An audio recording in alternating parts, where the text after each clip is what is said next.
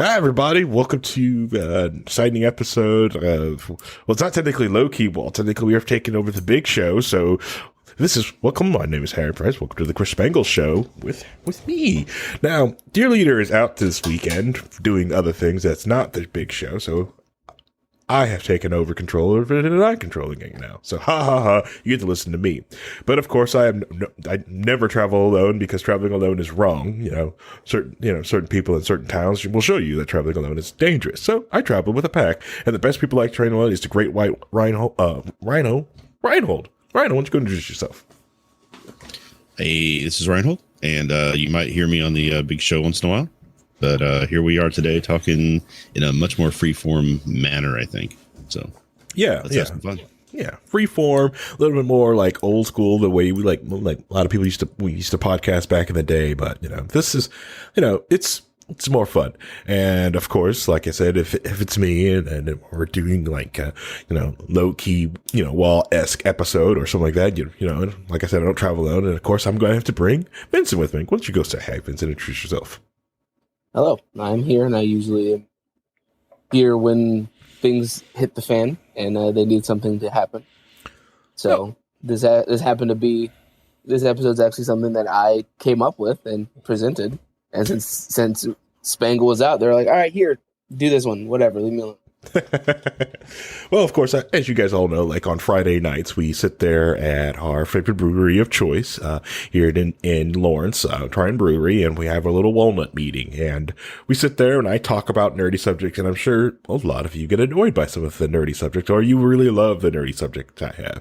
But sometimes I'm not the one who bring up a topic of conversation to the table. Sometimes some people bring other things up. Now, and they can be, how you say, nerdier or different or genre that I, just don't even think about, or like I see in passing. And it's, like I said, it's one of the things that keeps me coming back and encourage everyone else to have like a little like end of the week or just random IRL meetups with people, especially like, in the WAL network. So one thing that was popping up at the table was this topic on, Vincent kept bringing it up about parasocial relationships and all these different events. And he finally culminated and pushed it all together into like a nice thing of notes. And it was just like, all right, he's going to boil over with all this information. So let's go ahead and like let him take the reins of the show. Let's talk about it. Let's let it out in the open and share the information, because if he finds this interesting and he listens to the podcast, I'm sure there's somebody that is driving their car right now going like, yes, finally they're talking about this, or I have an interest in this thing. So Vincent, what the heck is a parasocial relationship? So a parasocial relationship is, in layman's terms, is when there's a one-sided relationship between a viewer and a presenter or an actor or performer. What do you mean by like viewer?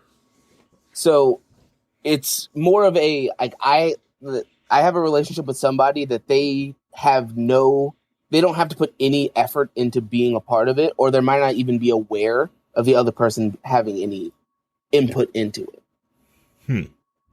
So like it's more of like celebrity worship kind of thing, or in the modern day, it's a lot of, if you're watching something on YouTube and you're in the comments, you're talking to somebody all the time and they don't really reply to you, but you think they listen to you. And since they talk as if they're talking to the audience and you're part of the audience, you become invested in that person. So what you're saying is like, all right, just trying to like understand it. So like, it's just more of so just like you guys are like just a lot of people who are like listening to this, like this episode right now, and they're like, I feel invested. Like, I talk to these people all the time. I listen to these people every day.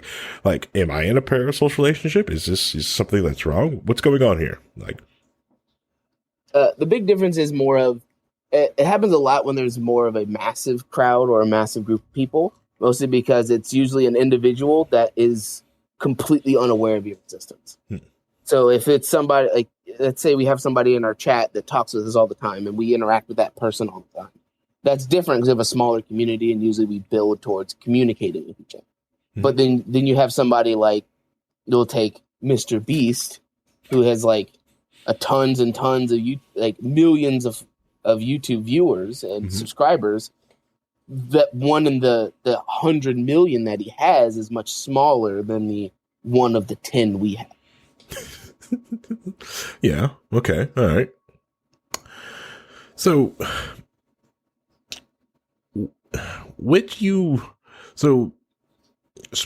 so where did this come about? Like, so when, like, is this a problem? Is this big, huge thing? Is this like a very scarce niche thing? What's going on? Cause like, it's like the only person I really hear about it, like coming about it, like is you. And then like the occasional, like, like gossip rag things. What's going on? Right.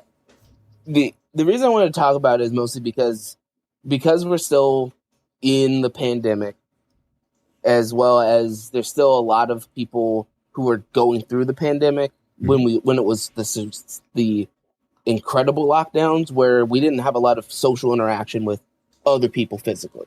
So a lot of our interaction came with us, participating by watching streamers or watching videos and becoming attached to who they are. And currently with the way social media is, this is all what the influencers are about. So any influencer on Instagram, TikTok, Twitch, YouTube, any of those things, their whole career is built on having a community of people that will interact with them, even though they don't even know who they are. All right. So like during the lockdown, you're right. During the lockdown, we did our Friday night walnut because like they kicked us out of the brewery. They wouldn't let us in, and they turned into a grocery store. And it's kind of hard to hang out at the grocery store. We tried, okay, hung out in the parking lot, but we eventually had to go home. But so we did like a lot of our Friday meetups there, and you're right. We did interact with the chat. Everyone who came in and talked, we brought people in. We actually brought some of the patrons, because we had Kirk DeCosta, and we tried to get everybody who would come in and talk to us, like in the Discord, to talk with us, hang out with us. No. This is the WAL community.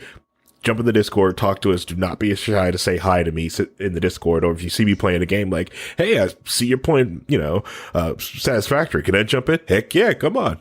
Come on, let's play. You guys play Paladins? Can I jump in and can I play matches? Like, yes, you can. It's for free. Like, and granted, we have the hindsight of like having a, I want to say not small, but quality size community where it's easier for us to be able to interact with, everyone who like listens to the podcast. It's easier. I'm not saying like we can hit each and every one of you, but it's just easier because like, and I only concentrate on the Discord, Facebook, YouTube, screw you people. Right. But, okay. So you're saying like, because of like, we're out there actually communicating with that, this is different. So like, but while in Mr. Beast's case, since his community is slightly larger than ours, only slightly. Sure. It is difficult for him to communicate with everyone, so he just kind of just like broad messages, almost so like a celebrity would like. Exactly. It's basically modern day celebrity worship. Okay, all right, and it's so what's the like? But like, all right, so like people are worshiping like streamers, influencers. People like on like Instagram, they're just, but like, how is this different from being like just a fan of the show? Because like you can be fans of things. Like I've got influencers on my Instagram, but usually like car stuff. Like, wow, I really like the build they did on that Subaru. I'm gonna follow this one because I like to build on it. I like to watch it. How is this different? So the big difference is how much you're willing to put into the non-existent relationship. So let's say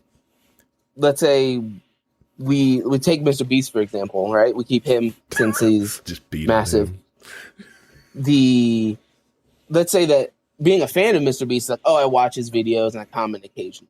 Somebody who is invested is somebody who sees the performer of Mr. Beast and identifies him as his real life name, Jimmy, and like goes, oh, I know Jimmy. Jimmy's my friend. He does all this cool stuff. I'm so totally emotionally invested in everything that he does. And if he does something that I don't like, I'm going to get upset at him and yell at him because he didn't do what I wanted him to do since we're friends.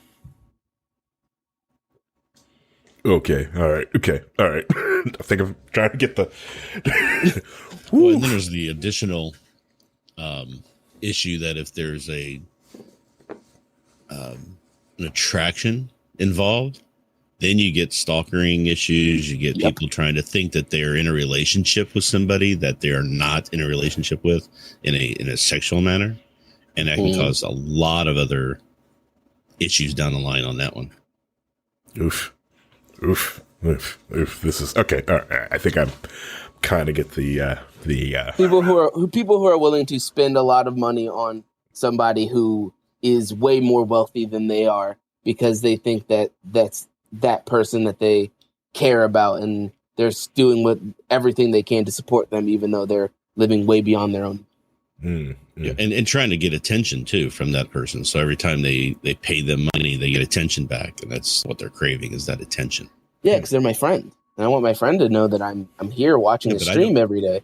But that's the thing, is that you don't have to pay your friend to like you. Well, at least I don't. But that could be a sign right there that if you're having to pay somebody to pay attention to you, they may not be your friend. But I've been watching him since he only had like 100 subscribers. So I mean that he has to be. I am in that situation on a few people that I know that are streamers. There's a streamer that I don't want to say I'm friends with, but when they started small, you were able to develop a sort of relationship with that person, became a mod in his channel, was on his stream from time to time, playing games with him. Now he's blown up and got big. I'm still a mod in the channel, but I don't visit as often. It's just not, we don't have a relationship that way. But when he was smaller, there was much more chance to just have that interaction that was there. Yeah, I there's a couple of Twitch streamers that I was with when they were small, and I think I faded away, and then it was neat when I came back into the Twitch channel and I was commenting, and they were like, "Oh my god, it's legend!" It was sitting there ecstatic. I'm like, "Where have you been?" And I was like, "It's like I told you, man. I got busy." I get that because I still subscribe to his channel because I want to support him and what he's doing. Kind of like a Patreon type of look. That's the way I kind of look at it. Is that I'm giving him money for the work he's doing because it entertains me when I do want to be involved in it. Mm-hmm. So every once in a while I'll go back in there and go, hey, and it'll pop up and say, hey, you're on your whatever month subscription anniversary. So you pop that in there, the alert comes on. They're like, hey, you're here. I haven't talked to you in a while. And we have it back and forth for about 5-10 minutes. But then he goes on and does his thing because he's streaming right now. I mean, when I was watching, and his name is Grims, if you don't remember who he is, but when I started watching him, he had just got his 100th sub or something like that. He was all happy and everything. And then now he's streaming to thousands of users at a time. So there's no way he can give that level of attention to people. Right. It's just not possible, right? So as larger you get like that, the less chance you have to develop those relationships with your community. And sometimes the community then gets upset about it. But it's still kind of how you want to be. I mean, if you want to be bigger and make money at it and do it as a living, you have to give up the option of being a small streamer where you can just hang out with everybody. There's a line that you get crossed at some point where you just can't be what you were before that got you where you were. You have to be something else. Yeah. Exactly. It's almost like all right. So yes, having a lot of people follow your page like that, it does become a burden. Even when WAL had the massive page, right? It was nuts. Whenever you posted anything, thousands of comments. Oh crap. And then I think that's another thing that helped push me off of the Facebooks too, was the amount of people that was in some of the group pages was there's a lot of people in here. I'm good. There's so many. But like I also like the Discord. It's just, yeah, it is. Yes, it's smaller. Not many people want to leave the other like the things and go to this other, meant for gamers and communicate here differently. I get that. So like, okay, all right, I see that. All right. So, is there any like, how can I put this? Like, so does it? Oh, it could be a good thing, right? Like, like you can have like this type of relationship pull you through some dark times or something like that. But like, yeah, there's positive parasocial relationships, but it's more of it depends on where you're able to draw the line. Because a lot of the bigger issues with people who take into a negative manner are people who are fully emotionally invested and they have this sense of entitlement because of their investment. So if like, I've donated to this streamer every time they're streaming and they're not noticing me playing a game that I'm playing, they won't let me play with them. What's up with that, etc. Oof. I've seen some of those meltdowns on Twitch of people that like, I have donated and they feel so entitled to like, I demand in this stream and I demand in this, Right. So one of the groups of people I follow a little bit on Patreon and on YouTube are people who do reaction videos to shows that I've seen or I like. And it's kind of a fun way to watch the things that you liked. And instead of having the person sitting next to you watching it and getting that, what did you think about that? It was kind of funny. You're getting that virtually. So it's for people who have interest in video and shows maybe that not a lot of people like. It's nice to have that kind of camaraderie, as it were, just by watching somebody else do that. So the funny part is when there's this one group I know that does this, and they have life issues come up from time to time where, somebody's getting married or we have school or something like that's going on because they're trying to go through college. And they get their audience start telling them, hey, you were supposed to have this on Friday. Your reaction is late. Where is it? They start demanding that they provide them content when they, and they're like, hey, if you don't like it, don't follow us. This is the way it is. So it's kind of frustrating when your audience turns on you, and that's the other part of this relationship is that you're giving something, you're not really having those interpersonal relationships one-on-ones with these people, but they're giving you a bunch of feedback and adulation, and they're making you feel good because they're validating what you're doing. And then one day, if they turn on you, if you do something wrong or something they don't like and they turn, that can be very damaging to a person. Because they're not just getting negative feelings from one person that they were having an interpersonal relationship, but they're getting it from hundreds and hundreds of people. And that can be very oppressive. Right. Yeah. And I see that. And there's another streamer, friend of our Twitch page, the streamer KJ Things. She's having technical issues right now and she can't stream this weekend, which is going against her schedule. And I wanted to, as a joke, post something about being upset. And then I realized something like, what if some people don't take this as a joke and pile on? I know it's a joke. She'll probably know it's a joke, but how many people won't? Or, worst the case scenario, or other case scenario, people get mad at me, like, why are you so upset? I'm like, it's a joke. Take a joke. So, I've been offhandedly, want to joke about it, but just kind of be like, yeah, just put these little things, but not do this pile on. You're violating your schedule that you posted. It's posted,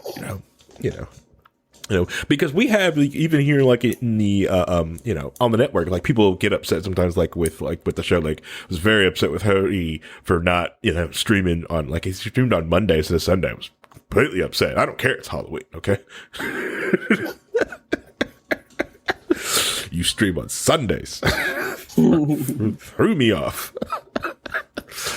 But yeah. Okay. All right. So the one thing everyone really wants to hear, this is the salacious one. It's all right, tell us about the darkness of it, the dark. I was trying to the light side, just to have a little bit of sweetness, a little honey on it before you bring out the bitter barbs of how this thing goes dark. All right. So first off, parasocial relationships is something that's been around for a long time. Since, they really started becoming into prominence and was even given the definition of what it is once we had like the afternoon talk shows where the one host is talking to the audience and everybody's loving it. So parasocial relationships are basically just celebrity worship that happens a lot.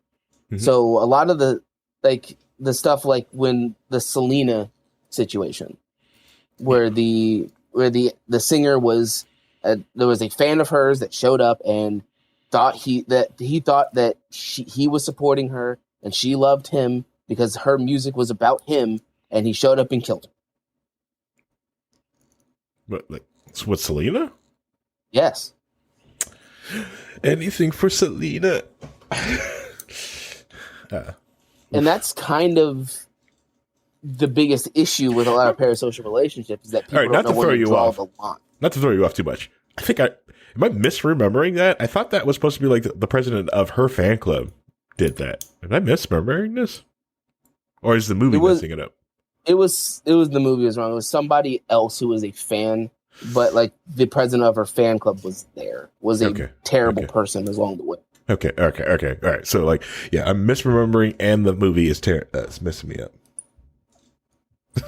But the biggest issue is that a lot of these people that go overboard in parasocial relationships become what is colloquially known as a stan now. Which, if you don't know, Stan. Why is it named Stan?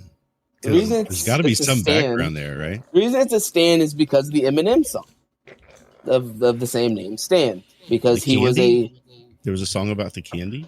the two cute imps off of a Hell of a Boss. Yeah, totally. Of course, it's the Stan comes from the Eminem song Stan, about the fan who is super obsessed with him to the point where he wanted to be just like Eminem, so he like killed his own wife and himself because he took it to an extreme level because he felt he was entitled to his interaction back. That's that Stan song with Dio, and sit there, cuts his hair, and gets it all blonde, just like that. Like, but the thing is in that song he's talking about, it's basically the letters that the guy's writing, where it's like, why aren't you responding to me? You're supposed to be my friend, and blah blah blah, and that's the kind of thing you see. Like, there was a song by Bare Naked Ladies back in the 90s, I think it was, called I can't remember the name now. Straw Hank or something like that. It was basically about a farmer who had fallen for this person, this celebrity of some sort. I don't know if it, they don't get into what it was, but he was writing letters saying, I know that you love me. You sign you don't say I love you to all these other people. You only say it to me. Therefore, I know we're going to be together. So I'm coming to meet you, and I'm bringing my guns with me. And it gets really dark in that song, and it's something that's been an issue for, we can go back hundreds and hundreds of years. This is something that people like Shakespeare and things that have been celebrities in their day always had to deal with. But now that social media is here, and we have technology where we can have a lot more interactions that can be perceived as being two ways, but they're not. That's where the lines get blurry, and you have a lot more of this happening. Right. A lot, like now that all celebrities can be verified on Twitter, so it's them. Then anything they say on Twitter, all their fans will be staring at it, looking for their next thing they're going to say, and hold it, every single word they have, under a microscope. Because if it's not something that they wanted them to do, then it's wrong, and they should figure themselves out, because it's not how this works. Yeah. Just like, because I was going to say, like, the overanalyzation of, like, also people's tweets or Instagram posts. Like, I was just reading about this one, like, because people are freaking out over a Chris Pratt Instagram post about his wife, like, and they're overanalyzing it to the point, like, this thing lost all context, all meaning, and the way you try to say it, you brought it to a place where the photo doesn't leave context to where you brought it to, and the evidence of what the thing was going to go to. There's things that you could be wrong with Chris Pratt. Okay, I get it. His Garfield's going to be trash. I get it. Okay, all right. No one can stop Top Bill Murray. Okay, I get it.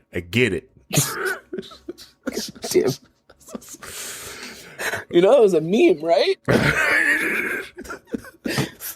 Yeah, I know it's a meme. No, it's a meme. I'm also upset that stands in the Webster's dictionary. Okay, doing this research for the show. Why is stand in the dictionary? Okay, I understand why memes in the dictionary. That makes sense. Okay, but why stand in the dictionary? Because it's become so predominant now. Because it's a word that has a definition. Exactly. And that's what a dictionary is for, is to have words that we agree upon having this specific definition so that we can all go, okay, we all agree on what this means. So what? The Urban Dictionary is really just like the cooling saucer of words before it can elevate to the actual Merriam-Webster's dictionary. Yes. So the Urban Dictionary is really a place where you hear a word that you don't know the meaning of. Mm-hmm. It's not in the dictionary yet because it hasn't become as ingrained into the social fabric yet. Culture. But people are using it. Mm-hmm. So you want to know what it means so that you use it right or understand what this person's trying to convey when they say it. So you go to the Urban Dictionary where somebody has put it up and said, hey, this is kind of what we agree that this means. And now everybody can build off that. It becomes more and more ingrained. It becomes an actual word. And there we go. Yeah, similarly, because like another big place where you see a lot of this stan culture is with K-pop, with Korean pop music, and they have a term for over obsessive fans called saseng, which are saseng fans. They're the fans that they perceive as obsessive and overemphasize on certain groups that they love. And the thing is that saseng fans are scary. They're scarier than a lot of other things. Now, to be fair, there is a level of celebrity things that some people do in order to increase that belief and feelings in people. Mm-hmm. And K-pop is one of those that really heavily do this, where it's not just, hey, we're doing this music and people like it. It's they are in their marketing, they're reaching out, they're doing things to manipulate the thought processes of people to get them to like them, to feel this strongly about them, because that makes them money. The stronger people feel about you, the more stuff you can sell them. So they're pushing that to make money off the people. And those people are then responding, and then they're going, hey, wait a minute, they're taking it too far, as it were. But don't worry, we'll get to the more extreme version of that in Japan here in a minute. But the reason that like these saseng fans are perceived to be scary is because they have a tendency to. There's a lot more news and reporting about how far they're willing to go for their favorite band. Mm-hmm. So to bring down other bands. What do you mean, like, because like we have like boy bands and stuff like that here, here in the West, But what do you mean, like, so bring down? I have several examples. There was a member named Yuno of a band called TVXQ, who some saseng fans broke into their house, and put glue in his OJ, and then he proceeded to have to go to the hospital and vomit blood because the glue adhered to his throat.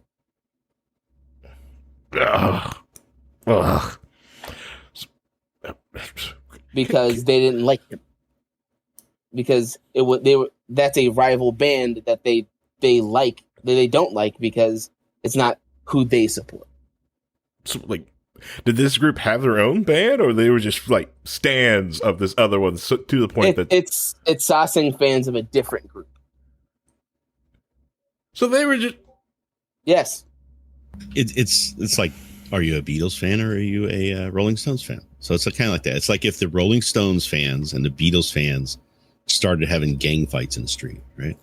Oh no! It's more like if the Beatles fans and the Rolling Stones fans decide that they're going to take it out on the members of the band. It's true. Yeah, I see. Yeah. With the Monkees fans in the corner eating paste.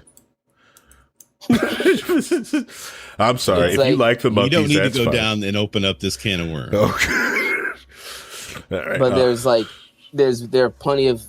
are things where one of the band EXO, they had a tour in China. When they were leaving, they had 20 different cars of fans following them to the airport because they wanted to follow that they really cared about them, and the kind of abuse is so mentally straining that one of the people in the band of EXO also basically stated that he has like a victim mentality. So he's afraid to interact with a lot of fans because he's afraid what's going to happen to him. Oof. And that's not counting in the attempted kidnapping, the fans breaking into houses, fans sending letters that are like written in their own blood, the usual stuff. Oof, oof. And this is why I send all my fan mails through like Paul and make producer Paul read them all. This is why right here. Yeah, it's a very scary environment that a lot of these performers are scared about, and they've been pulling back a lot of their interactions with fans like directly because of stuff like this. So this is why like you see a lot of like American celebrities where like, oh, they've got these really cool like LA beach houses, but they're really just there for vacation, and then they end up like living in like BFE inside the US somewhere away from everybody. So if you're there and you can seem you will just seem out of place. Well, and the thing about the K-pop and the J-pop stuff is that the bands aren't really the members of the band. The bands are a marketing company that put them together. There are K-pop bands where you reach a certain age, you're out, so they have to keep renewing members of the band. So it's not, they're the ones that are doing a lot of the pushing and the manipulation, not the actual artists themselves. So What do you mean like they're not members of the band? So there's not like a group of guys coming together making a band? I have a perfect example for that. This actually transitions perfectly into the Japanese idol culture. Okay. In Japan, they have their agencies that like to make idol bands. And what they end up doing is that they recruit different people in, usually more women, but there are some young men idol bands. They put them together and they create how they look, how they sound, how they're meant to be perceived by the fans. And they're put through constant singing and dancing and modeling training so that way they're good enough to be a part of this idol group.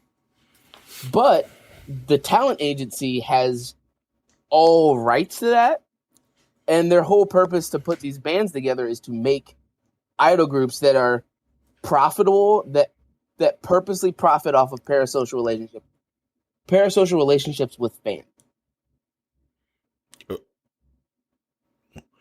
What? And yes, and Rhinehold is right that there is a point where they graduate, meaning that they get too old for the band, which is usually for women about 25, and for men it's their 30s or 40s, because you know how that is. But yeah, once a performer gets too old, they get graduated out, and they bring in one of their junior idols to fill that spot. Which junior idols can start training as idols from the age of 3. So these agencies have, like, they go out and find people, put them into their little camps, train them, indoctrinate them, mind wash them a little bit, and teach them these skills and what they want. This is how you do this. This is how you dance this way. This is how you sing this way. And they go through those ranks so that when a position opens up or they decide to start a new band, they have a cadre of people to do that with. Yeah. So they have. So think about, because we mentioned, touched on just briefly. We touched on the Monkees before. The Monkees were kind of put together the same way. It was a decision to make a band that would be for a TV show that would be, fun for the kids and they could sell advertising, right? But the band got together and then rebelled against that fairly quickly, right? Mm-hmm. And it wasn't quite as polished or designed to be specifically like we're seeing now with the K-pop and the J-Idol stuff. So it's also important to realize that for the idol stuff, the idol culture in Japan is a $1 billion industry. Like billion, like yen or billion? No, dollars. Like, dollars. Whose dollars? Not yen. 1 billion USD a year industry as of 2019. Whoa. Are they kind of producing like quality? I also heard to mention that they control their personal lives too, because idols have to be considered pure. So they can't be in any relationships. They can't drink or smoke or do anything. They completely control how they're perceived by the public. So, hold on. We started down this path. We did start down this path in the 70s and 80s with some younger girls who were like, put out there like a Tiffany's and things like that, where they were trying to do this kind of same thing. But American culture somehow didn't grab onto it quite that way. We have a little bit of it here, but it's not nearly at this level. And I think it's just more a case of the people they're doing this with are musicians and artists. And in our culture, artists are much more notoriously, screw you, I'm doing my own thing. You can't tell me what to do. Very rebellious, right? Yeah. These people are being groomed since 3 or maybe a little older, but they're being groomed to be this, right? So they don't question it or the authority as much. Yeah. Well, like some of our artists do, like, because like rage against the machine is turned in rage for the machine. I will do what you tell me. That's just age. That's what age. Yeah. All right. I want to talk about this billion. No. We're going to talk about this billion. Where does this billion come from? Is this song sales? Cool. I got you. I got you. This is records. Before we get to the fan contribution, which is a big thing, idols are basically used for everything in Japan. So like they use commercials. Most of the advertising around Japan is idols. They put them on TV dramas. They're hosts on like variety shows. To the point where in Japan, since 2010, they've had at least 40 different anime series based on idols. To the point where voice actresses have become idols from voicing characters in anime. Nani the hold on. But what? So they make people the idol. They make idol. It's an idol factory. So the idol factory. Sorry, my brain broke here a little bit. Hold on. The idol factory. Okay, so they got the idol factory, and they pump out these people to just do whatever they need to. Like, we need you to act. Go act. We need you to sing. We need you to do this. Yes. You're dancing in this background of this thing. Yes. So this is someone looked at the monkeys and then Disney and said, I bet we could do this better. Or is it, this is insane. Yes. All right. But that's just one half of the aspect of the money they did it. Right. And they did it better because they were willing to really dive into the manipulation of the fan base. And that marketing aspect and making it part of the culture so much that people don't even see how this is a problem. The other half of that billion that comes in is based on their fans. And usually, if you've known about mobile games or anything, they talk about that. They have this thing called whales, which a small number of people spend a ton of money to keep a game going. That's kind of what they have in Japan, but they're called Watto, which are very passionate fans who will show up to every show and every event. They even create their own dances to connect with their idols, and their whole thing is that they the idols get paid more with they have more fans. Because Watto fans are willing to just buy all the merch and products they endorsed from their bias or their favorite member of the idol group, to the point where they're able that there has been many times where men have quit their jobs, dumped their entire life savings just to support one idol. And the most interaction they get is potential meet and greets where they can shake their hand for like 5 seconds. Wow. All right. Well, I'm going to do a meet and greet this Friday. $5 handshake. No, I'm good. It's so ridiculous that there's one company in Japan that will give you paid time off if your bias graduates. So if your favorite member of your favorite idol group, you can take bereavement leave when they graduate. What? Yeah. All right. Hey, when you say like goofy stuff like that, can you make sure you warn the audience to make sure if they're listening in the car, hands on 10 and 2, okay? Oh no, I can't come to work today. This person that I watch in all these TV shows, movies is graduating, so I can't make it. Just can't today. Yeah, can't. They just go, hey, this is my favorite idol's graduation. I got to go. I can't be there today. And since these idol groups are made to have parasocial relationships with their fans, the fans get even more negatively affected or hurt if their idol or their bias breaks what their set character is supposed to be. So if your character is the sweet member of the band and you're not sweet all the time, they get upset at you. Oof. And then the more dark shit happens. Oof. All right. Like personal story time. Little off tangent. All right. So Power Rangers. The American SPD, okay? Which is the best Power Rangers series. I don't care what anyone says. If you think of something else, that's cool. Enjoy what you like, but you're still wrong. So the American Power Rangers SPD series. It kind of broke me at Force Con when you find out, right? Like that Sky is the trickster of the group. He played all the tricks, but in the show, he was the state. It's just like, this shows are more goofy. It's just, it's like this.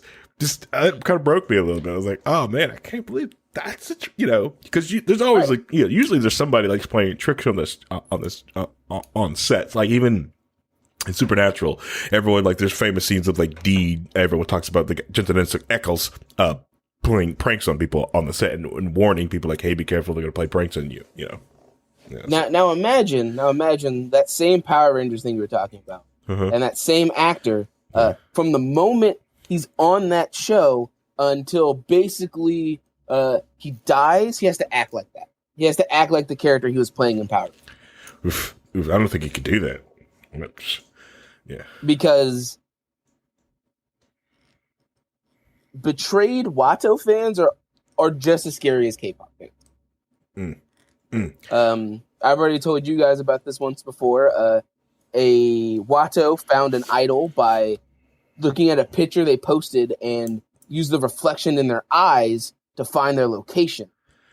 Okay, so I remember hearing that story. That was nuts. Amazing worth of detective work. Waste of talent. Right. It was just there are people out there that are gone missing that literally that talent can be used for, or just finding bounties, okay? That you could be making millions off of if you've got the skill for this. And you use it for that? Oh, come on. And the worst part is because of how the culture is viewed. Anybody who kind of talks out of turn of what's supposed to be there gets blackballed. So there was an idol whose name was Maho Yamaguchi, whose house was broken into and she was assaulted because she acted like a way a fan didn't want them to, and then she basically has been blackballed and silenced by the idol industry because that's not what her character would do. because since she was talking about it, that shows that there's possible harm in the idol company, in the idol industry. So why talk about it? Okay. All right. Just like in the American culture when nobody wanted to talk about some of the things that the producers were doing to the casting couches and the sexual assault that was happening to male actors and things like that. That was all kept underground because nobody wanted that to come out because it would impact their money. Right. Yeah. Yeah. That even also happens as of recently in Japan. There is a current situation where a agency got sued because one of their junior idols was under so much pressure that she committed suicide.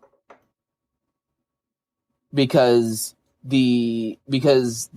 since she was considered a lower rank idol member, since she was a junior idol member, the people in charge were just harassing her and using their power to manipulate, intimidate, and negatively affect her mind state to the point where she couldn't be there anymore.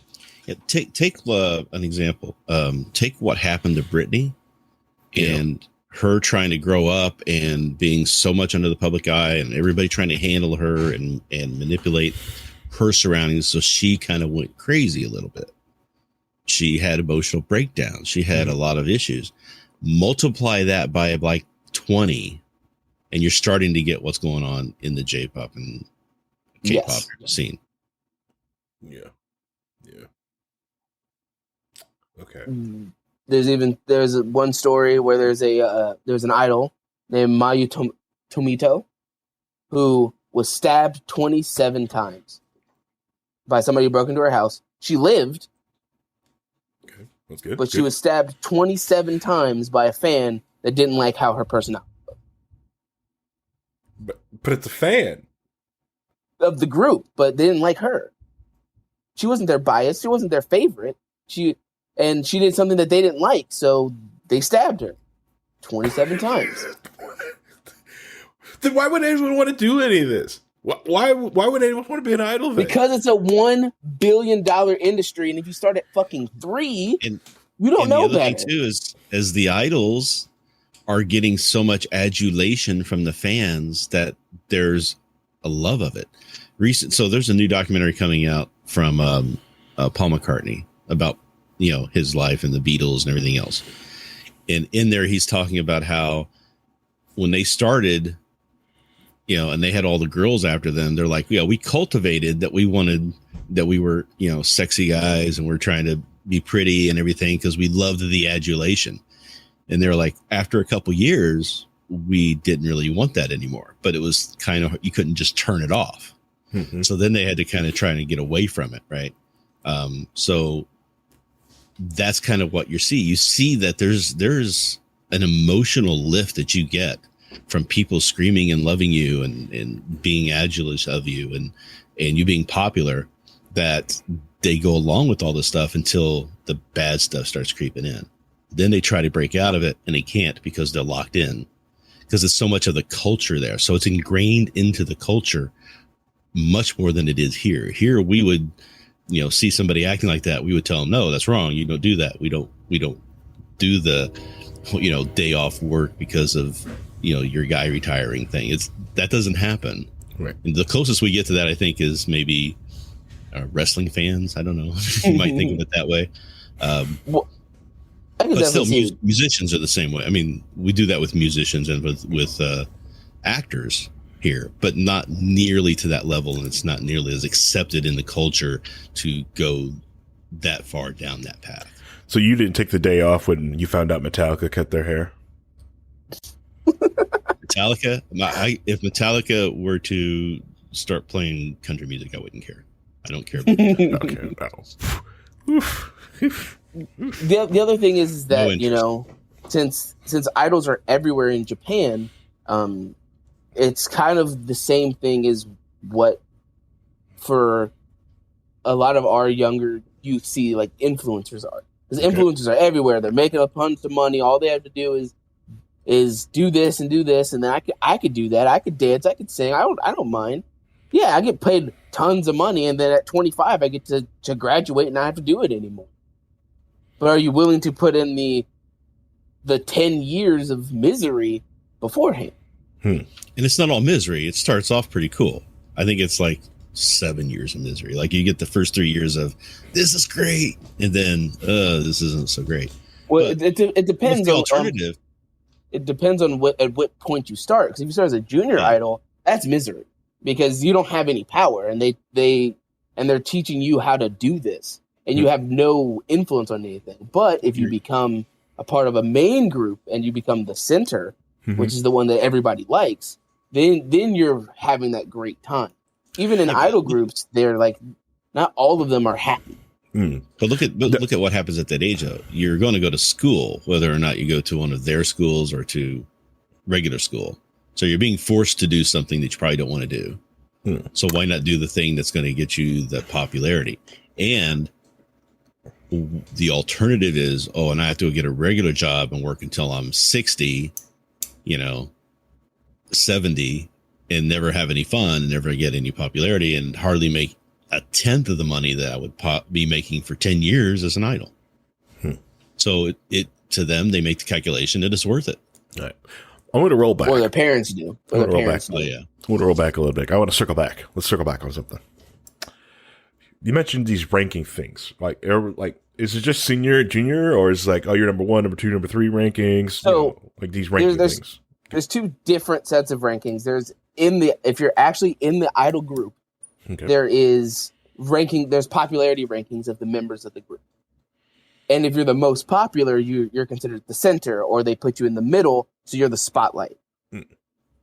So and then as the popularity goes further and further down, you get pushed to the back. So you're there, but you're in the back row, so nobody cares.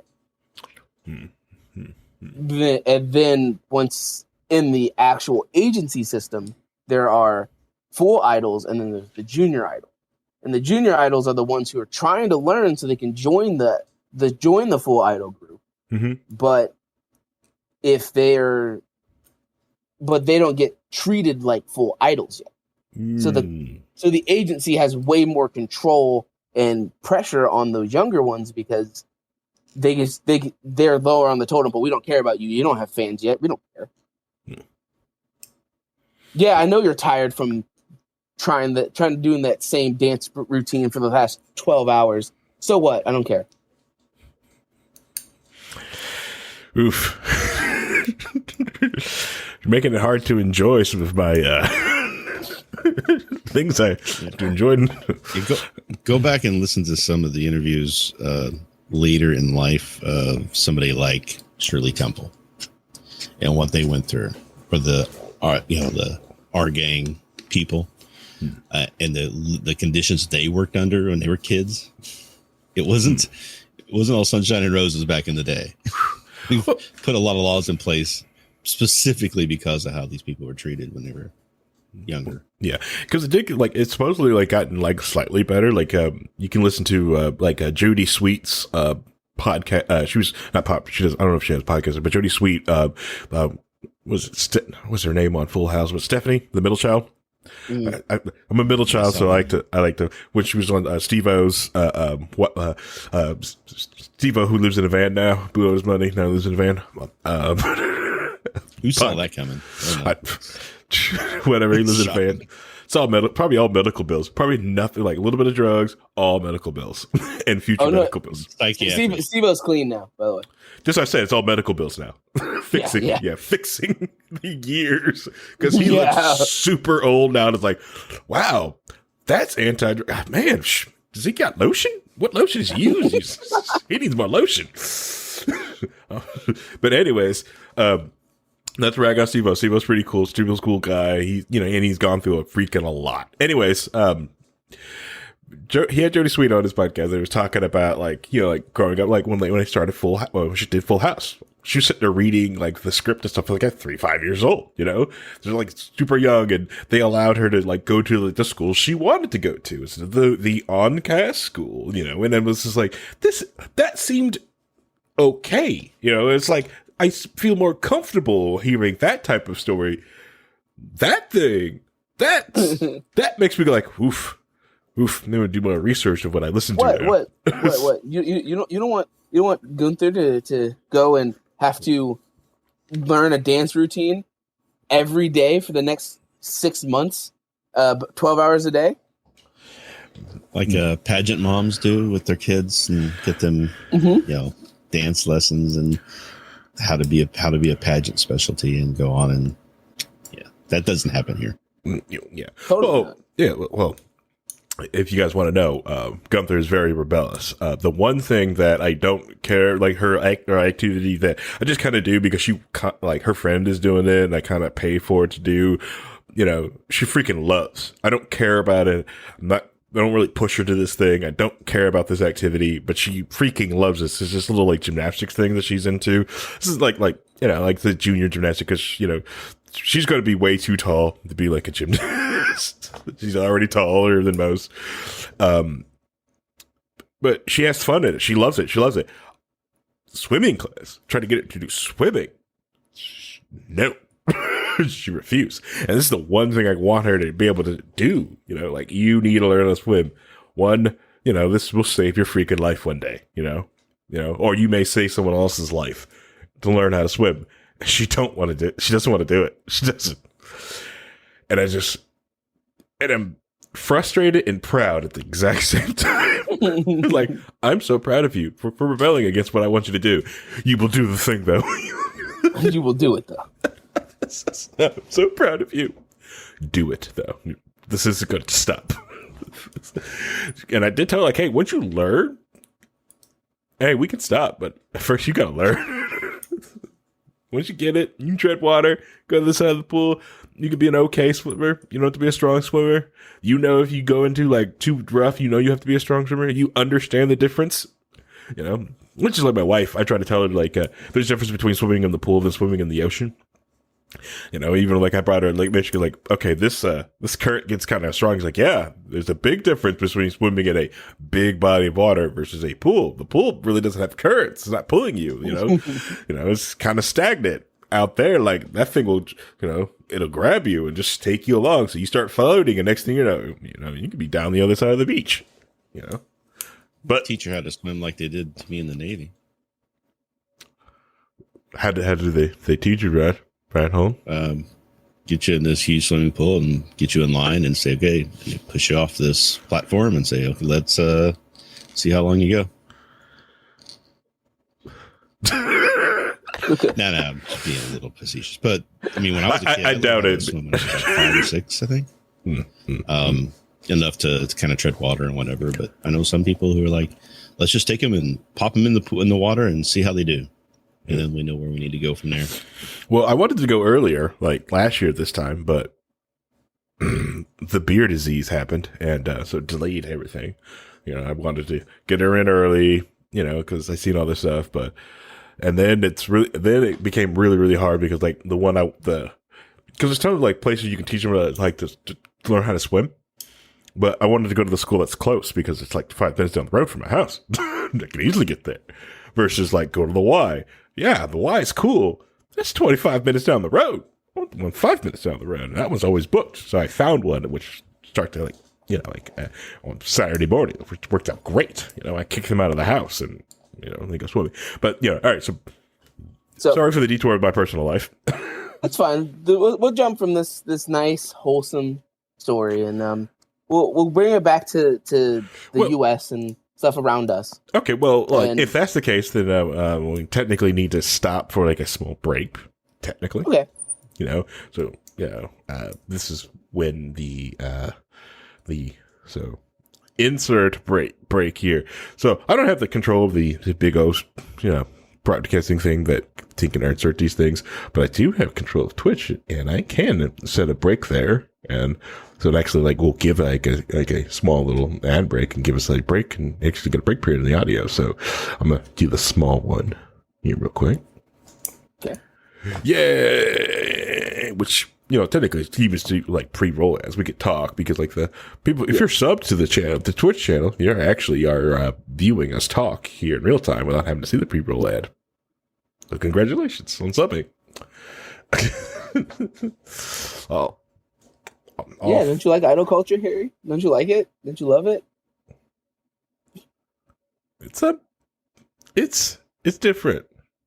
All right, everybody, welcome back from the break. For those who did subscribe to and watching us on Twitch, we did talk a little bit over that, so we had fun there. So I want to bring it back to more things that are more going to affect us and possibly a lot of people in the future right now. So we're going to bring it back to the U.S. and like the influencer culture. Okay. Because even though we don't want to like admit it, but there's like a research done in 2019 that 72% of people between 13 and 38 follow influencers. Okay. And like half of the children in that thing would gladly become them if they're given the opportunity. Can you define what an influencer is? Yeah, like a Twitch streamer, a YouTuber, or somebody who can do advertisements on like Instagram and TikTok and all those fun things. People that technically have influence on other people around them. I can't believe people would do that. You know, people would sell out to corporations. I'm under such spotlight. That's why I have to use my Looms deodorant, to keep me good. But who would do that? Oh my God! Who would want to just make themselves public and what their thoughts and views are to people like that? Just for people to like them. I mean, that seems kind of out there.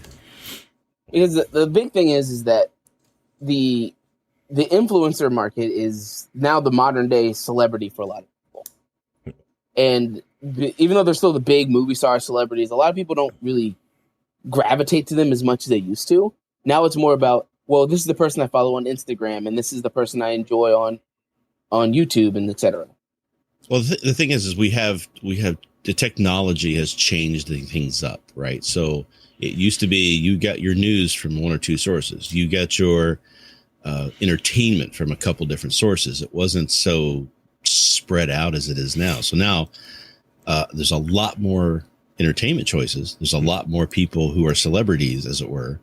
But there's fewer huge celebrities like there used to be because of that, because of the dilution of where we're getting our entertainment from. Right. And because of that, there's a lot of would you consider like normal or everyday people being celebrities now? Mm-hmm. Yeah, I can get into back when dinosaurs roamed the earth here.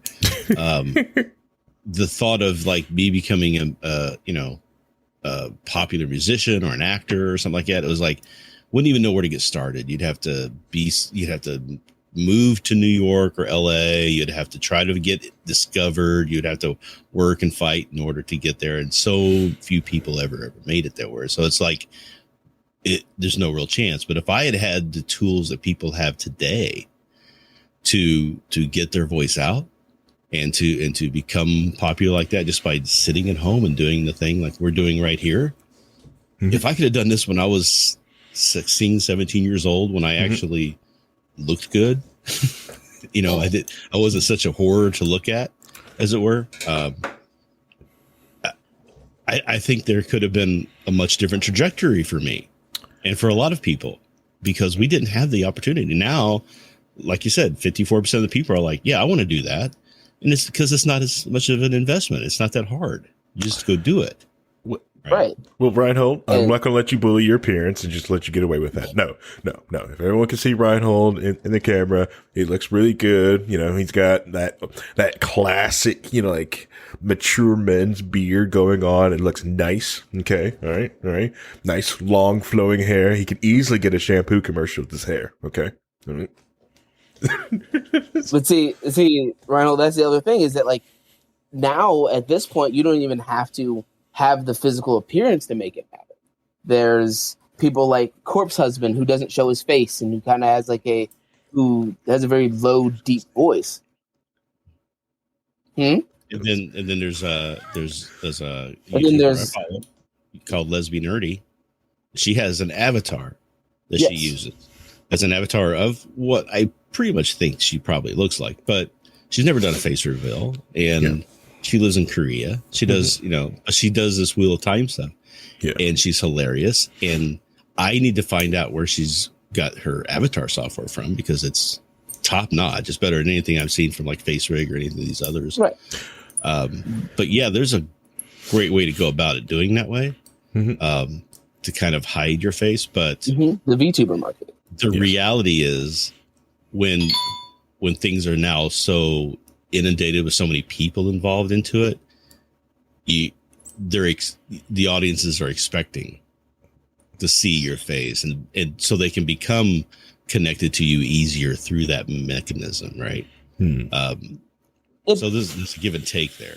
Yeah, it depends on what it is. Like we talk about, like, we'll go that point to talk about like VTubers, because VTubers, their whole thing is their character, right? And even if there's person behind it, it's a lot of their character is what they still bring out. And it's how much. So you can't be boring, right? Like maybe myself. You have to actually be entertaining and put on a show and be, something that people want to go see. And that's it. It's either that or you rely upon your looks. And if you have both of those things, you've got a much easier road to hoe than if you don't. But that's just the reality of life, as it were. So right, you have your personality, you have your personality, your looks, or your talent. Because there's a bunch of people that are on like Twitch that only are followed because they're massive in this particular game because they're really good at it, or this makeup artist is really great at doing Halloween or horror makeup, so everybody follows this person because they're so good at this. Shout out to Kami. Oh, I'm sorry. Good old Kami. Bane of Paladins, but awesome. He's kind of trying to get away from Paladins now. So.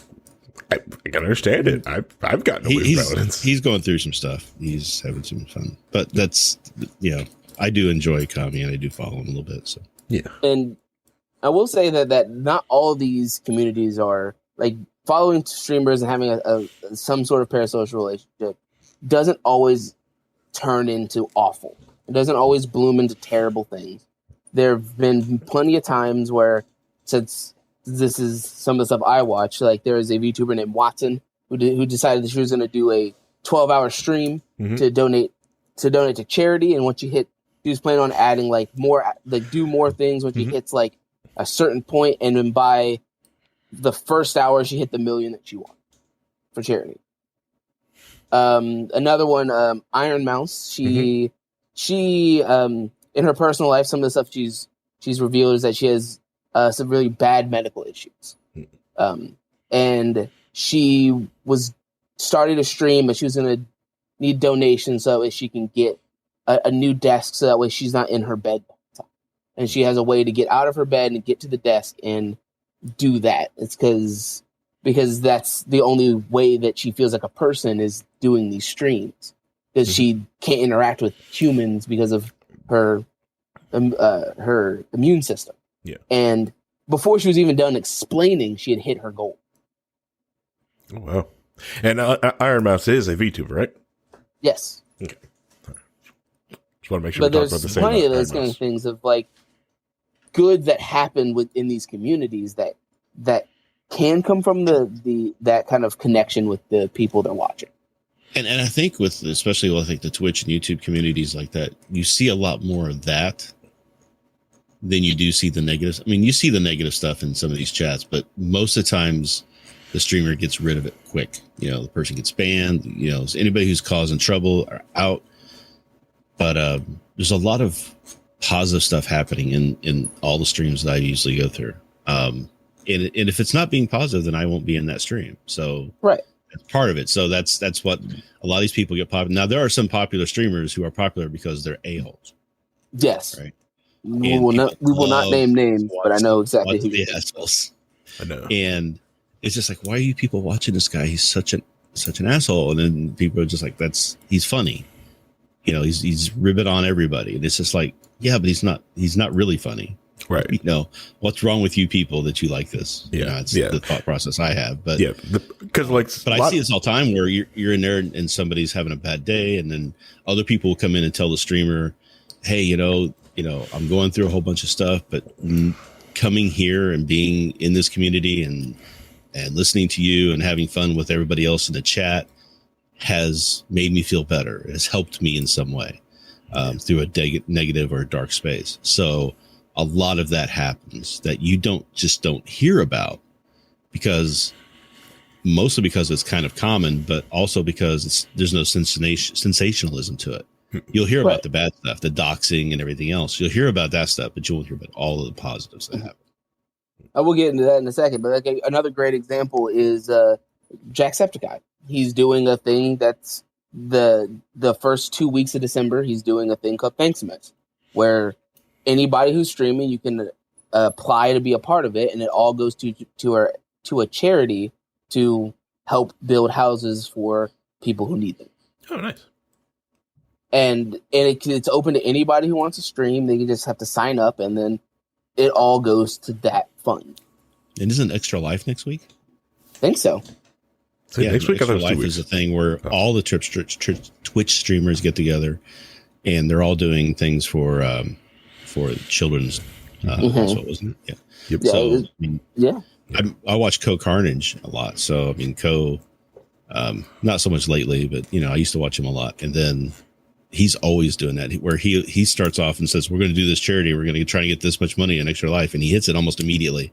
He's like, "Okay, let's stretch that goal," and he'll do another one, and he'll just keep hitting those over and over and over again, because he'll go on a 12-hour stream and just do it. Yeah. Because even though there's a lot of bad, and the bad gets publicized a lot more, and it's a lot harder to ignore the bad, there's tons and tons of good. Mm-hmm. And yes, I am going to probably talk about more bad after this, because there's still more stuff I want to talk about.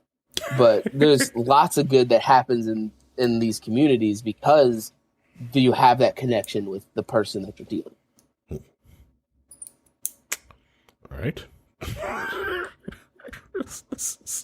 But the other issue is that a lot of people, but going back to the negative part of it, like the negative aspects of being a streamer and all that stuff is stuff like doxing, which he touched on, which is extra scary for somebody like a VTuber who doesn't show their face, correct, who's doing things, or corpse husband who wants to keep their identities private, so that way, because they want to live like a separate life from whatever's happening. Yeah, and a lot of swatting. Yeah, which is, if you don't know what swatting is then if somebody's watching a streamer and they're upset about how good they are, or they don't like them, they will call in a bomb threat to their house, and SWAT will show up in the middle of their stream and kick down their door.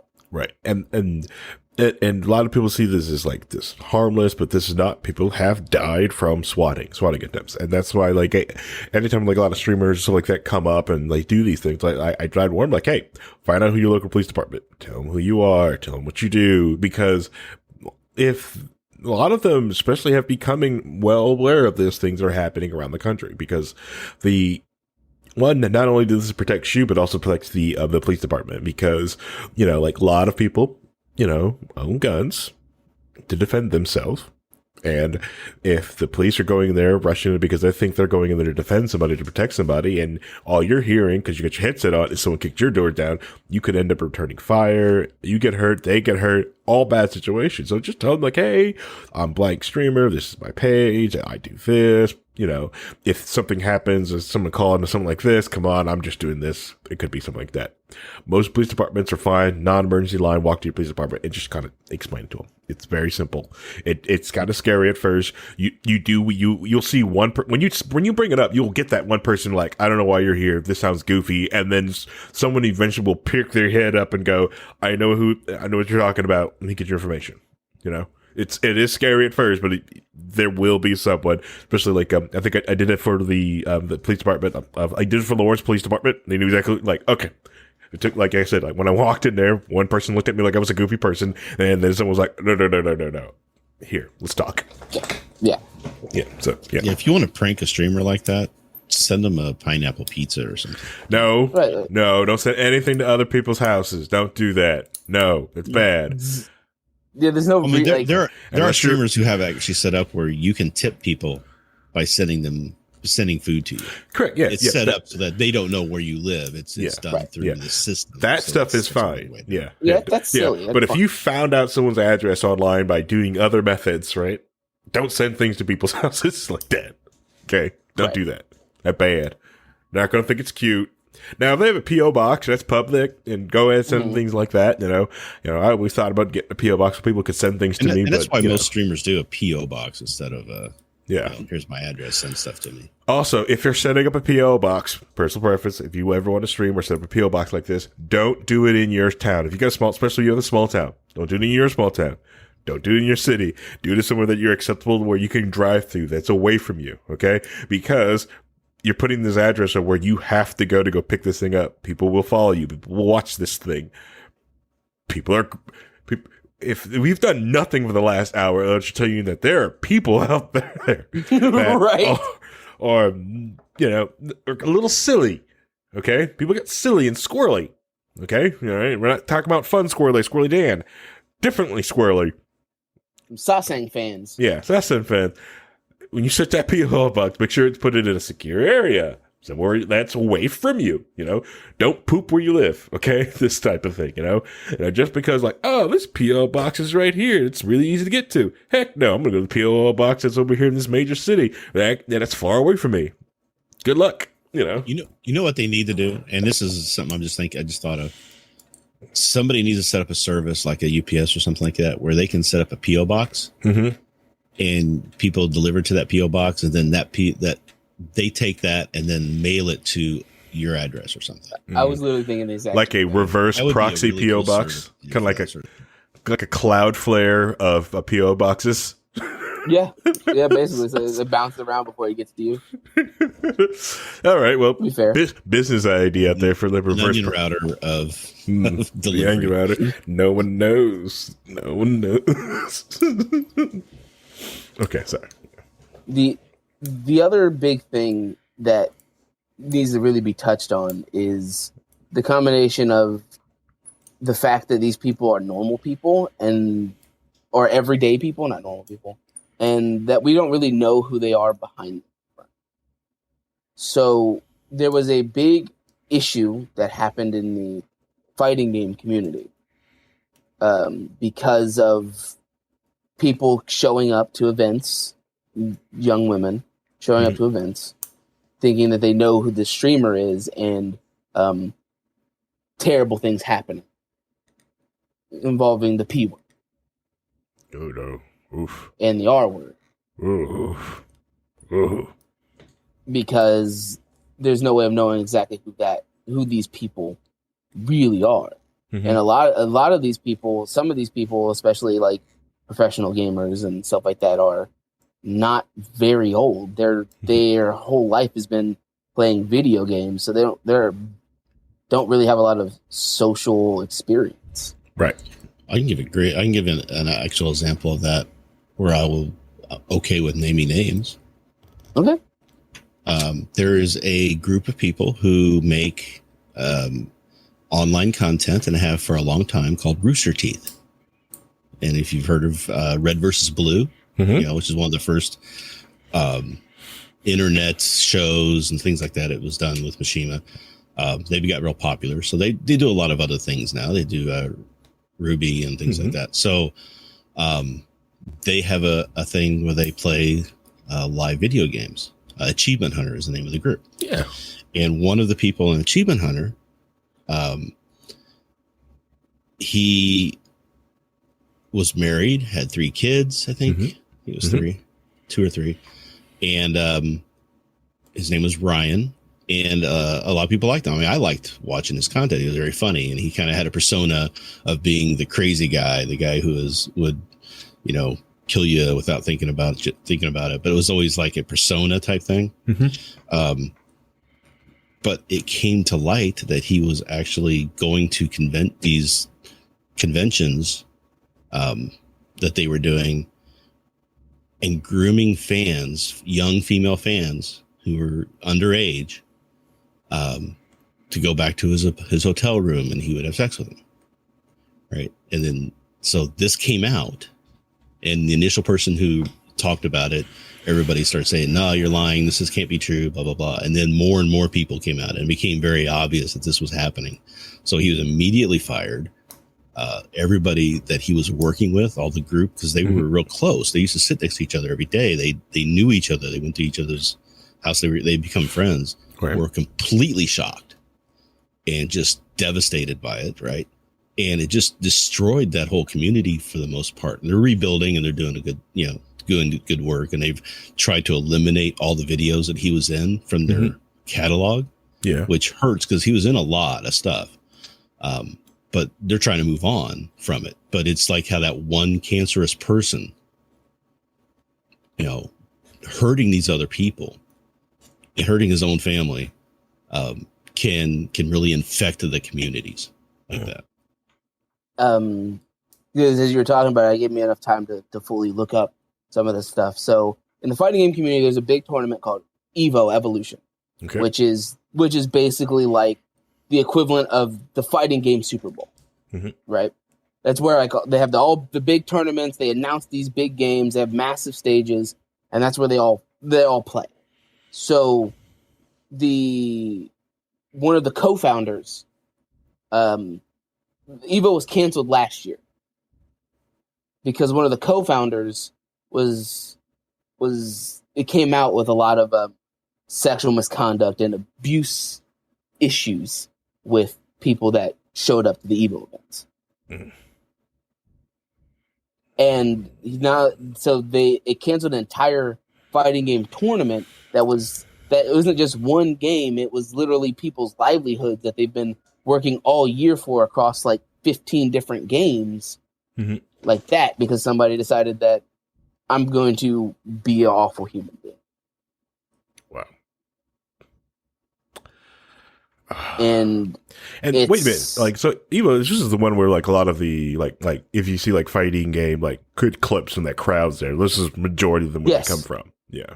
Yes, that's the biggest stage of if you're looking at fighting game tournaments, Evo is where it all goes down. That's where like the world champion of the game is crowned. Yeah. When you want to know how trash you really are, right, you can go watch that. Go watch this, yeah. But it's scary when you have to the issue is not knowing who's actually behind that personality. And some people who are willing to put all this time and effort into these parasocial relationships, they get taken advantage of because of what happened. What was his name? So like even like parents could probably get like trapped like, oh yeah, this person seems so sweet and nice. Yeah, I'll drop my kids off at this convention and I'll come back. Yes, exactly. There it is. There was a YouTuber who was arrested because he used his status to get young underage girls to send him pictures of themselves. Oof. Yeah, in not safe for work such situations. Oof. So it's one of those things of the person behind it is who you're putting your time and investment into might not be fucking worth it. Right. Because they could end up giving power to somebody who is manipulative and destructive and awful. And that's not even getting into the fan hate over random stuff. Like there was a wrestler who was on this reality show that's on Netflix called Terrence House. And during one of the things that happened, she had an interaction on the show that the fans didn't like. So they cyberbullied her to the point where she killed herself. Because this person ruined something that was so precious to her in the show. And because she had a negative interaction with that person, even though it was something that was her prized possession that person destroyed, the fans tore her down to the point where she wasn't willing to be.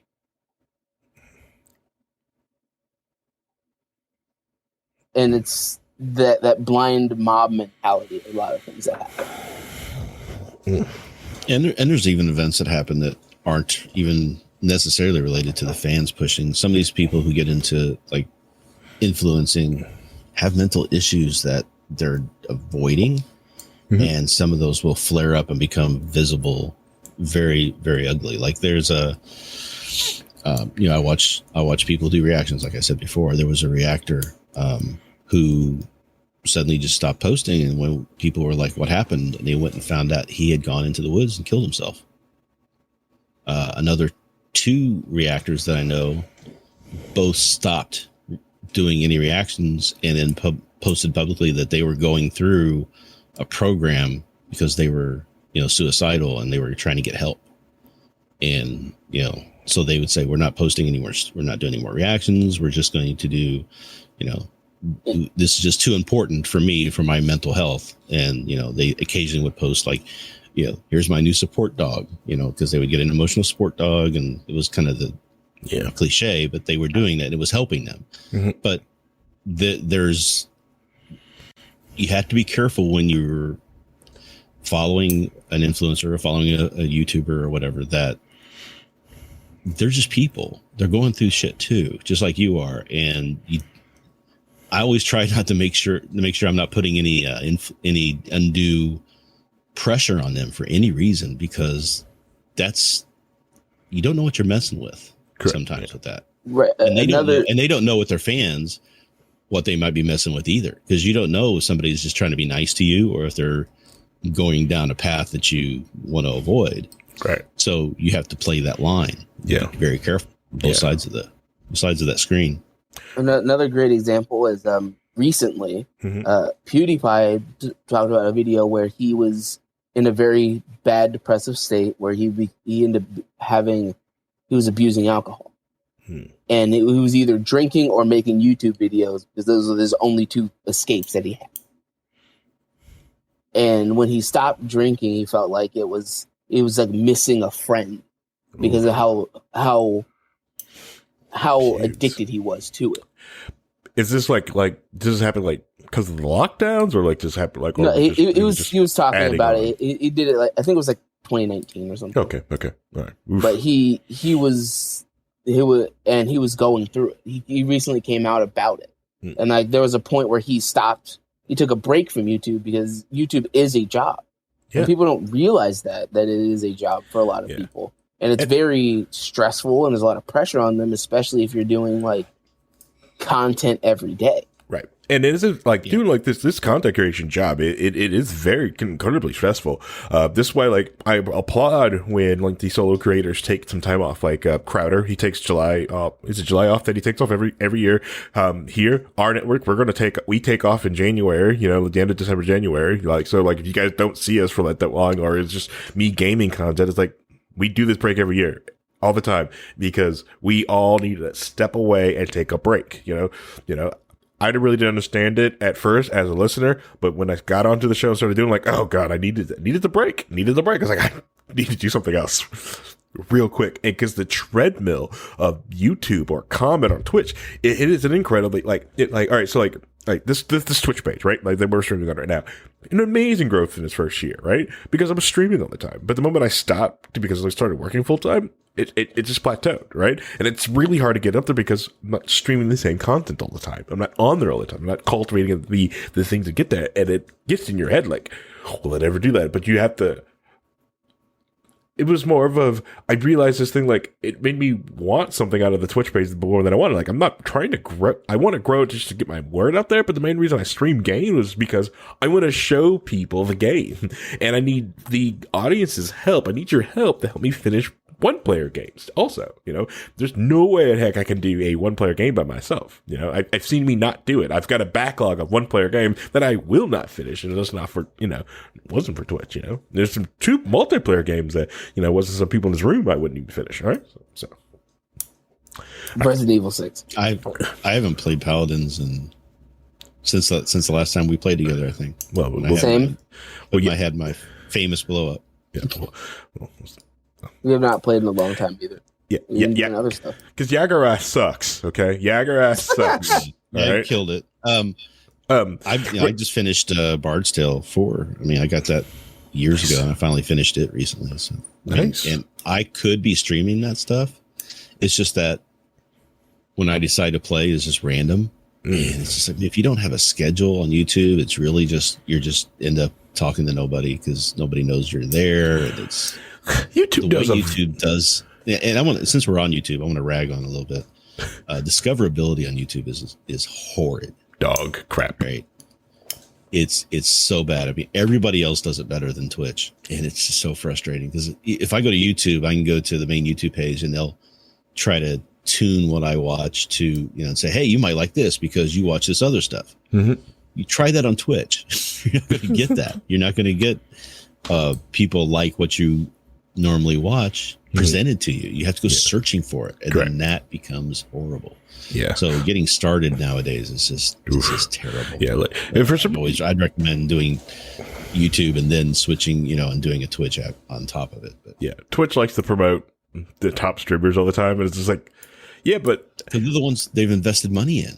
Right. They want to get the return. Right. That's it. Yeah. It's just like with YouTube, they don't care because they're not investing in a lot of people. They're just trying to sell ads. So they want to get people in front of content they like in order to make that ad money. Whereas Twitch is much more about, we need to promote these big guys that we've given all this money to. Yeah. Yeah. So, all right. So I want to go talk about, so we spent the last hour and a half talking about these parasocial relationships.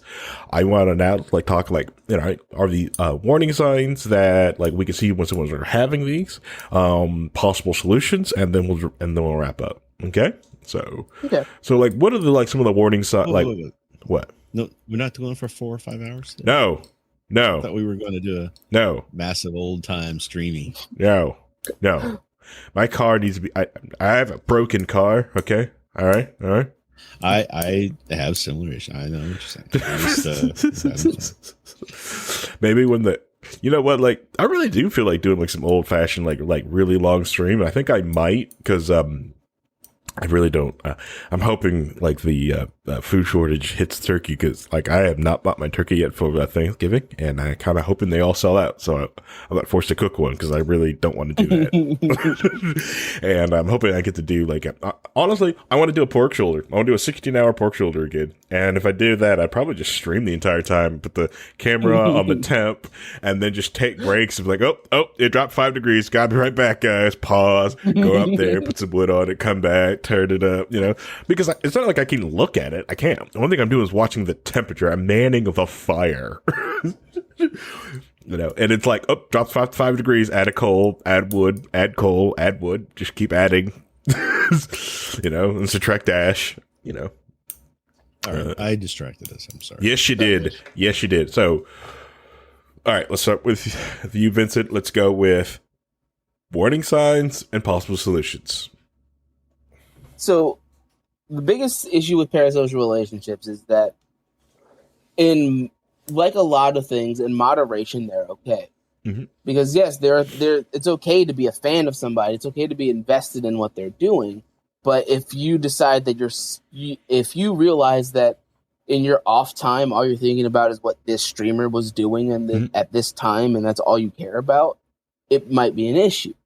If you're not actually friends with the person who's streaming or have a direct communication with them or have a small enough community where you guys are a close knit group, it is much more likely that person doesn't really know you well.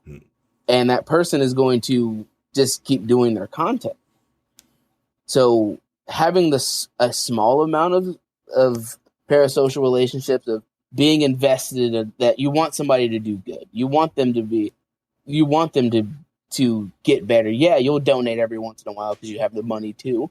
Or, hey, they have a Patreon and I love their content, so I subscribe to their Patreon to make sure they get more content.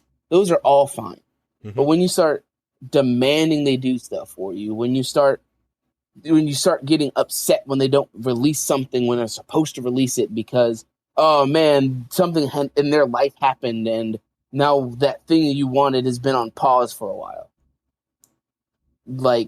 So people get sick, people get hurt, things happen, but demanding that they put out this content right now, or being upset because somebody said something that isn't 100% your stance on something. If somebody goes, well, I'm not a fan of anime because I don't really get it, then you dogpiling on them and attacking them for not liking anime is stupid.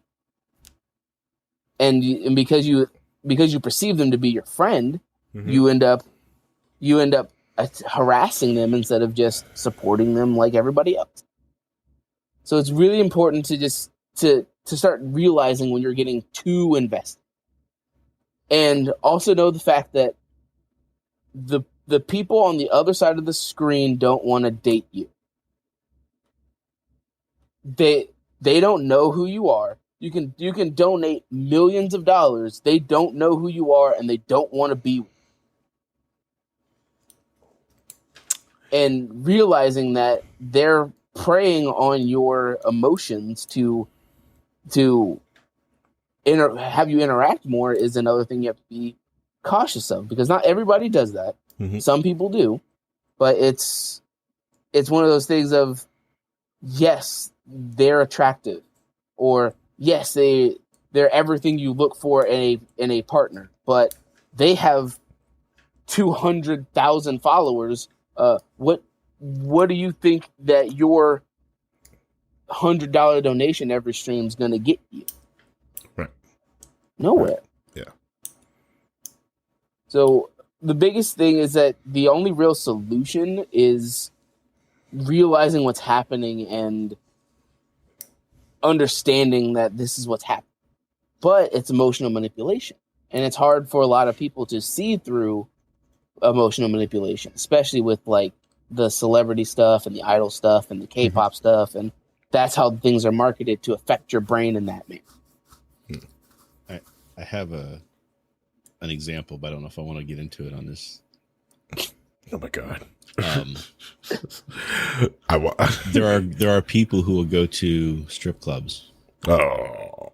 Yeah. That they give money to the stripper. The stripper's going to fall in love with them, and they can, leave and save them. And it's a whole mentality, right? But the girls know what they're doing to try to apply as much money out of you without letting it get to a point where they have to be scared about walking out of the place at night. So exactly. There's a line they have to try to go across, but their whole thing is trying to build on that misconception that the person has. And there are some streamers who do that too, where they will build on that as much as they can, but then they try to make sure that it doesn't cross a line, because it's a very sensitive area to do. But for the person who's just watching and into that situation, you have to be aware of that. You can't let this idea that, she's not going to go home with you. Right. They're performers. Yeah, they're performing. They're working. Yeah, they're actors. They're even though they're normal everyday people, the person they show you on stream isn't exactly who they are, because it can't be. Right. And it's not just about relationships too. I mean, there are people who just go crazy on the relationships, the social. Parasocial. Yeah. So, paranormal for some reason. Yeah, paranormal relationships. That's a different show. We'll do that episode in December. That's the Art Bell. We're going to do that at midnight. So it's not always like a sexual or anything like that type of connection. It's just, you're my friend. You give me something that I want or need in my life that I'm not getting somewhere else, and then you're starting to funnel all of that into that relationship that is one way. Yeah. And you have to be careful about that, because that's not how it works. Right. That's not healthy. It's more isolated. Yeah.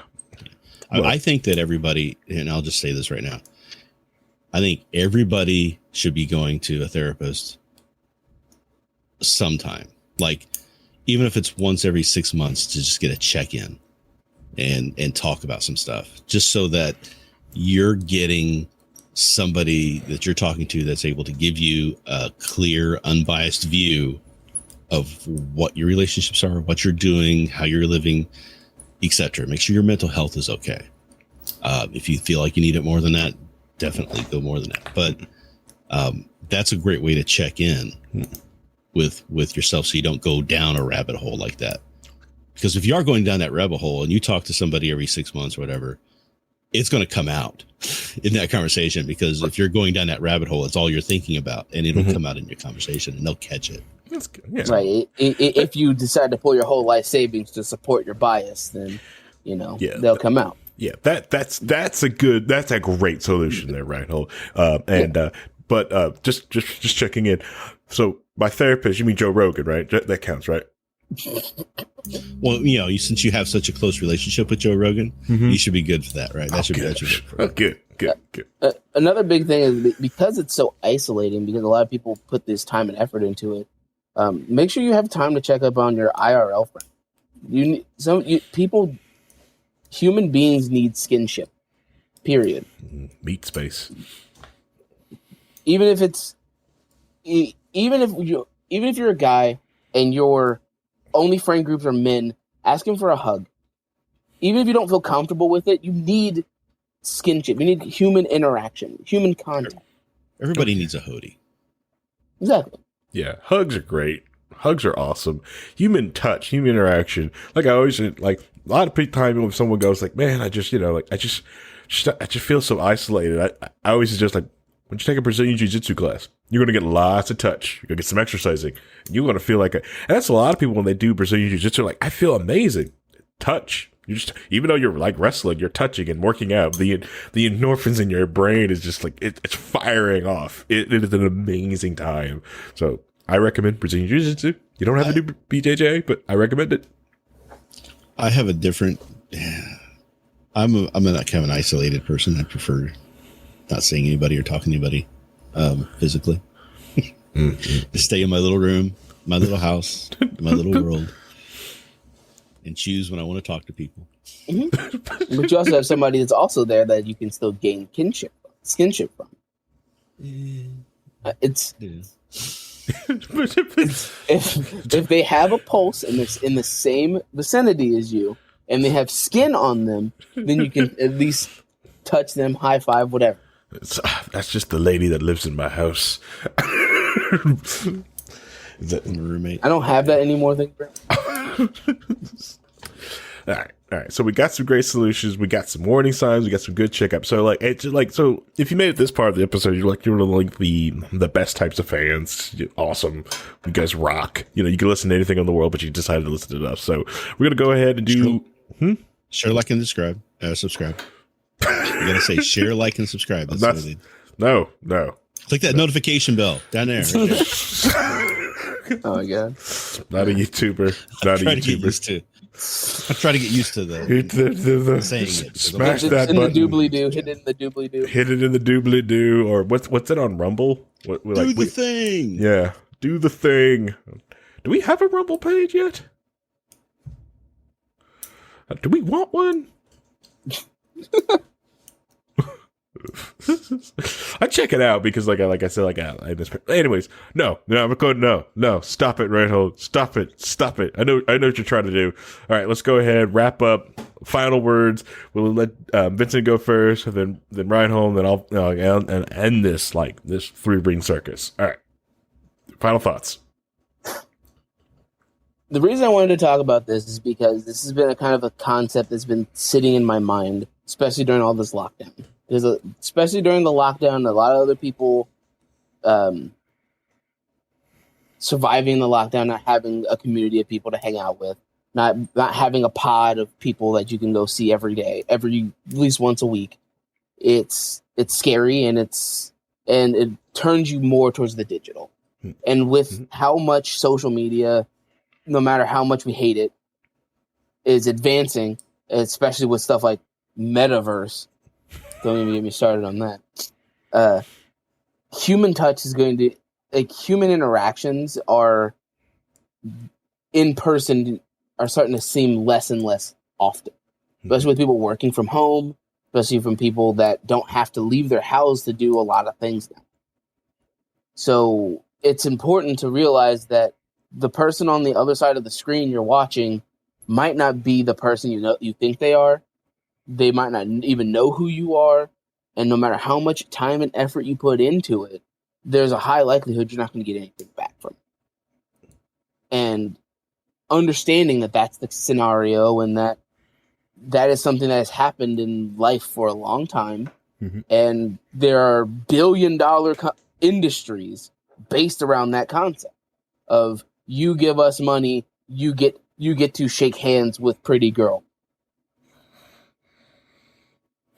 So it's one of those things of it's really important to keep an eye on your mental and also realize that at the end of the day, the people on your screen aren't the same as the people you have in meet space. You can have online friends, you can have people you play with, they have interactions with all the time. Mm-hmm. That's different than an influencer or a streamer or a YouTuber that you watch religiously and they have no idea who you are. So make real friends. That Twitch streamer in the hot tub isn't your real friend.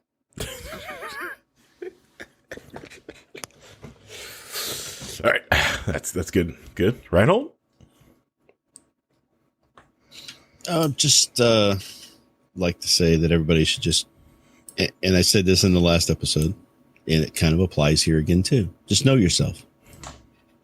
Get to know who you are and what drives you and what you're doing. Because if you start to deviate from the normal and you start seeing yourself going down a path, as long as you're taking the time to reanalyze yourself and know what you're doing and know what you're thinking, and be honest with yourself, you should be able to avoid that. If you can't, get help. There's nothing negative about going and talking to somebody once, and it's so much easier to do these days now that we've got this online counseling stuff going on where you can call BetterHelp or one of these modern health places. You know, there's a lot of different places you can go and just have a conversation with someone that is trained to spot problems that you might be involved in or issues that you might be having that you may not even see. Right. Yep.